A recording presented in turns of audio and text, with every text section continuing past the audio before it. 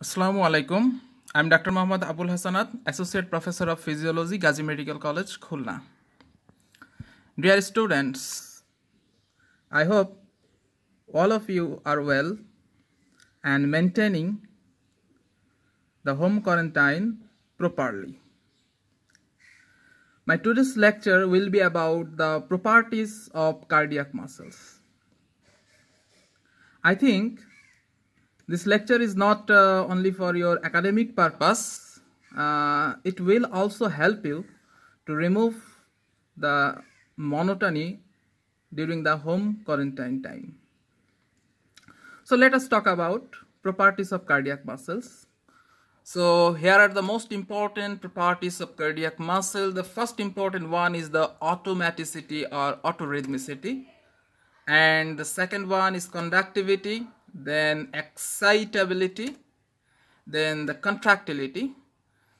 These contractile properties of cardiac muscle follows two important law, all or none law, and the second one is Frankstarling law.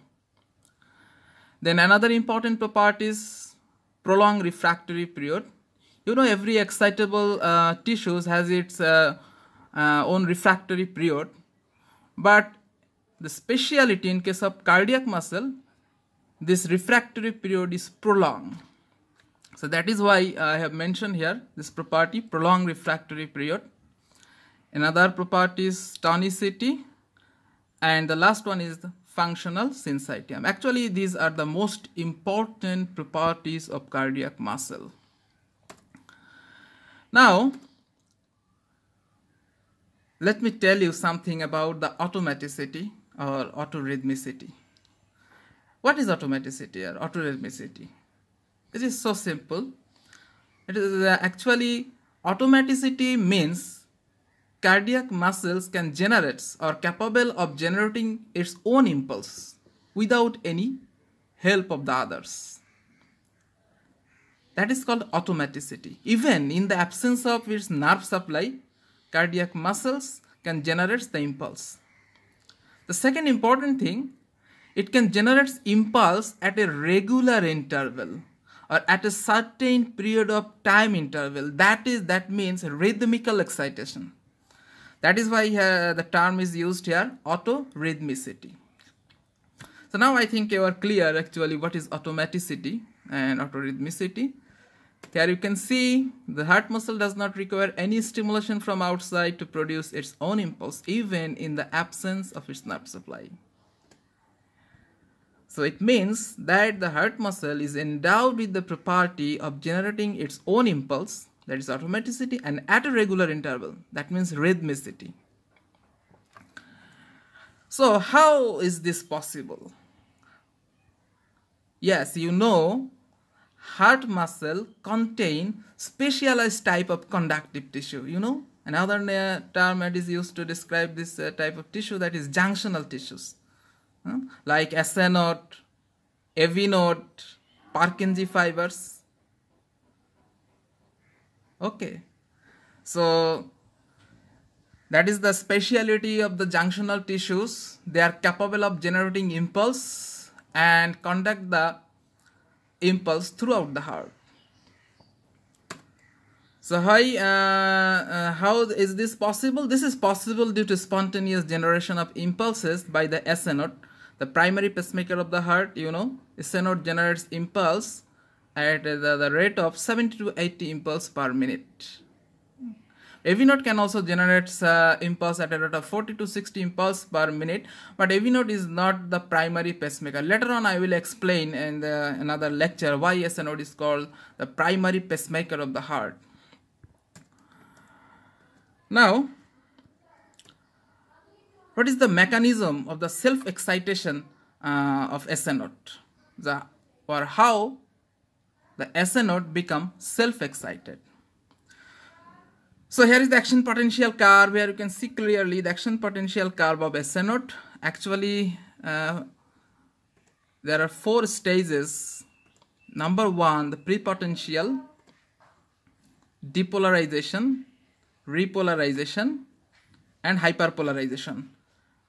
Okay, trust me, I will explain all these stages very clearly. So let me show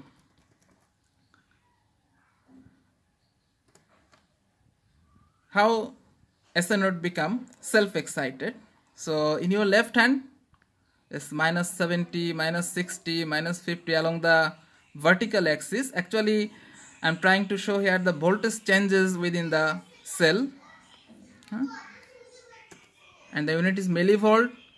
And actually, in case of S.A-node, the resting threshold voltage, it is minus 40 millivolt. So you know, every excitable tissue has its threshold voltage. At that point, it can fires, it can initiate the action potential. So that is the in case of S.A-node, the threshold voltage is minus 40 millivolt. But the resting membrane potential of S.A-node, it is maintained between minus 55 to minus 60 millivolt. Actually, very interesting thing, these S.A-nodal fibers are naturally leaky to sodium ion. You know, sodium is a positive ion. So what will happen? You know, sodium is rich in extracellular fluid in comparison to intracellular fluid. So what will happen if these nodal fibers are leaky to sodium ion? The sodium ion will diffuse into the nodal fibers. That means influx of positive ion, but this influx is very slow because these channels are very slow channels, slow sodium channel. They are not voltage gated sodium channel. That is a very slow. So due to slow influx of sodium ion, that brings the voltage towards the positive directions, and later one, it will be, the positivity will further increase by the opening of the transient type of calcium channel. And these two factors brings the resting membrane potential to the level of minus 40 millivolt, and you know that is the threshold voltage. So up to this change of voltage from resting membrane potential to the threshold voltage, initially by the opening of the slow sodium channel and the later one by the opening of the transient type of calcium channel, this phase is called prepotential. Is it clear? Okay, fine. Then what will happen when the voltage inside the cell reaches the threshold level? It will fire. That means it will cause the opening of the voltage gated calcium channel, and this phase is called the depolarization, and that happens due to opening of the long lasting calcium channel. Okay, this time the calcium channels are long lasting, but in case of prepotential, that type of calcium channel, they are actually transient type of calcium channel. So after prepotential, the next phase is depolarization, and that is how depolarizations occur. So at a certain level of the depolarizing wave, this calcium channel become inactivated and the repolarization occurs. And repolarization occurs due to opening of the delayed rectifying potassium channel that allow the efflux of potassium and brings the voltage or brings the membrane potential back to the initial negative stage, and that happens due to opening of the rectifying potassium channel. So this curve is called repolarizations. But this rectifying potassium channel will remain open for the extra period of time, and that contribute to bring the membrane potential to more negative state, actually minus 55 to minus 60 millivolt level, due to prolonged opening of the potassium channels. That phase is called hyperpolarization. Okay, so initially again the sodium slow diffusion of sodium ion into the nodal fiber causes prepotential sodium and calcium. Then when it touches the threshold level, then voltage gated calcium channel open, that causes depolarization of the membrane, and followed by opening of the potassium channel, that causes the repolarization curve. And due to prolonged opening of this potassium channel, the membrane, the nodal fiber become hyperpolarized, that is called hyperpolarization, that occur due to because this potassium channel remain open for the another few tenth of a second, and that actually cause the hyperpolarization. So these are the very basic steps of the action potential of the S.A-node. Initially, again, please see carefully. Now again, so the resting membrane potential now is at the level of minus 60 millivolt, and you know this nodal fibers are leaky to sodium ion. So what will happen? Sodium ion leaks into the nodal fiber, that causes the slow depolarization of the fibers, followed by opening of the transient calcium channel, that causes further slow influx of calcium ion, and finally touches the threshold voltage, that is minus 40 millivolt. Up to this phase is called prepotential.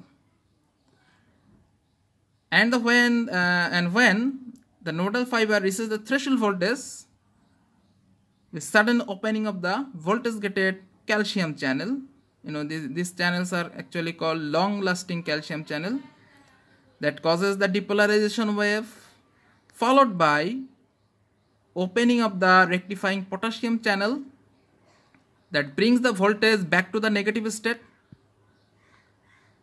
and this channel will remain open for the extra period of time,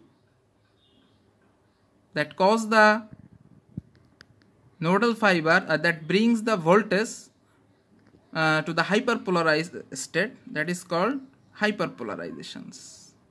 So I think now if people understand what is actually happening, how S.A-node become self-excited. So the most important factors, that your God is very clever, makes the nodal fiber leaky to sodium ion, that allows the easy diffusion or slow diffusion of sodium ion into the cell, followed by opening of the transient type of calcium channel, that actually this two factor brings the voltage to the threshold level, that is minus 40 millivolt.